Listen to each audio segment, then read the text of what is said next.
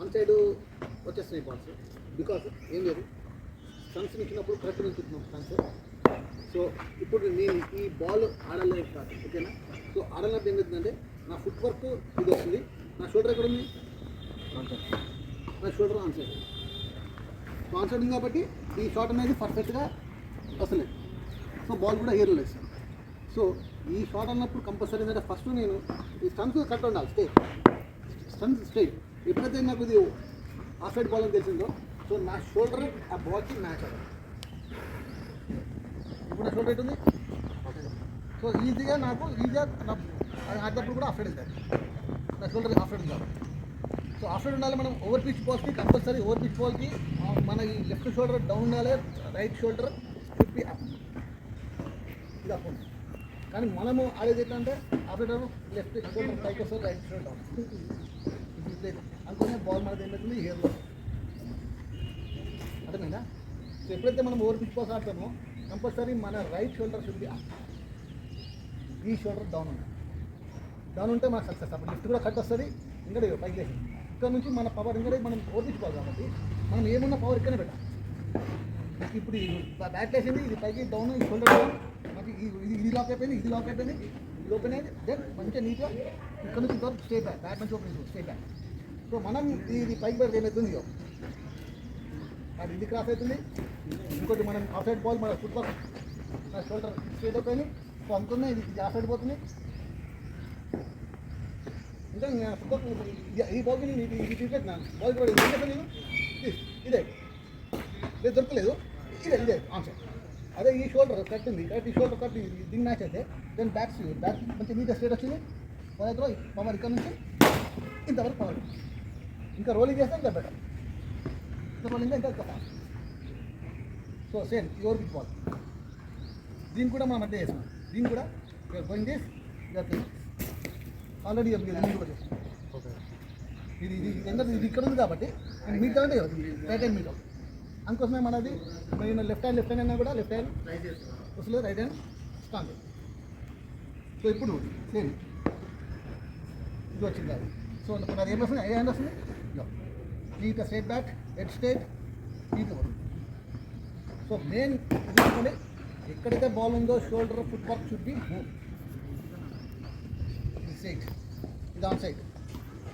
మనం on side కూడా ఏం చేస్తాం, మనం ఆన్ సైడ్ అది ఆడాలి ఫిట్గా ఉంటుంది. కానీ ఫస్ట్ మనకి బేసిక్ ఇది ఫుట్బాల్ మంచి మ్యాచ్ అవ్వాలి. ఇది ఫస్ట్ ఇది ఫాలో ఇది రావాలి, వాళ్ళు దాని తర్వాత రైట్ రావాలి. కానీ మనది ఏమవుతుంది, ఫస్ట్ బాల్ మీట్ అయ్యేటప్పుడు ఫస్ట్ ఇది ఎక్కడికి వెళ్ళిపోతుంది, రైట్ అనేది వచ్చేస్తుంది. అందుకోసమే మీరు పవర్ పెడుతున్నారు, బాల్తో పని చేస్తారు. కానీ ఈ చిన్న చిన్న మిస్టేక్స్తోనే ఇంకా బాల్ కరెక్ట్ అవుతున్నాయి. లేదంటే కరెక్ట్ అయితే మీరు బాల్ ఇంకా ఎక్కడ పోతాయి. సో మంచిగా చూసుకొని మంచి లీడ్ బెల్ టోకి దీనికి డిస్టెన్స్ పెట్టుకోండి. ఎక్కువ డిస్టెన్స్ పెడితే you should play defence. Gap ఎక్కువ వచ్చింది, ఓవర్ తీసుకోవాలి, డిఫెన్స్ ఆడండి. క్లోజ్గా ఉంది, డిస్టింగ్ ఉంది, మంచి నీట్గా బ్యాట్స్లో సర్ప్రైజ్ ఆడండి, బాల్ వెళ్ళిపోతుంది. సో ఇప్పుడు నేను half stem, middle stem, leg stem మీద వేసాను. దూరం ఏమేమి దగ్గర వేసాను. సేమ్ ఇది మ్యాచ్ అవ్వాలి, మీరు ఫాలో చేస్తాను. పవర్ నో నీడ్, ఫస్ట్ ఇది మ్యాచ్ చేయండి. ఎస్ మ్యాచ్ అవుతుంది. కానీ ఇది వద్దు, ఇంత డిస్టెన్స్ వద్దు.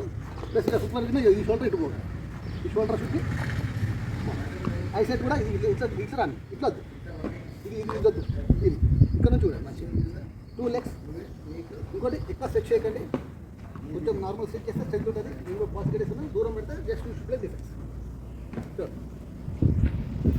బాస్ తీసుకోండి. 1 2 1 2 1 2 1 2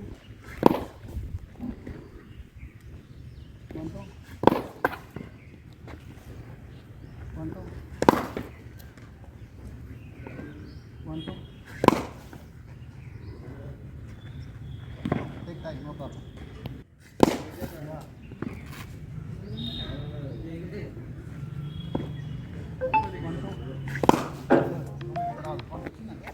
మనకి తక్కువ ఉంది, బెండ్ అవుతుంది కాబట్టి ఈ ప్రతి పవర్ జనరేట్ ఇంకా పాస్ అవుతుంది. అదే మనం క్రాస్ ఆడుతున్నామంటే అది అప్పుడు ఇది ఓకే, ఇది తీసాను కొంచెం వాళ్ళు ఈ గ్యాస్ వస్తుంటే అట్లా గుంజండి ఇక్కడ పడుతుంది కదా సో సరిపోదు ఇంకా కొంచెం పైకి లేపుకో ఇక్కడ నుంచి ఇప్పుడు ఇప్పుడు పళ్ళు ప్రెస్ చేసాడు ఓకేనా అదేనా కొంచెం పైకి ఎక్కువ అది బెస్ట్ ఇది బెస్ట్ ఒకసారి నాకు కూడా చెప్పు పైకి అయితే మా పర్ఫెక్ట్గా అవుతుందా పైకి లేక 1 2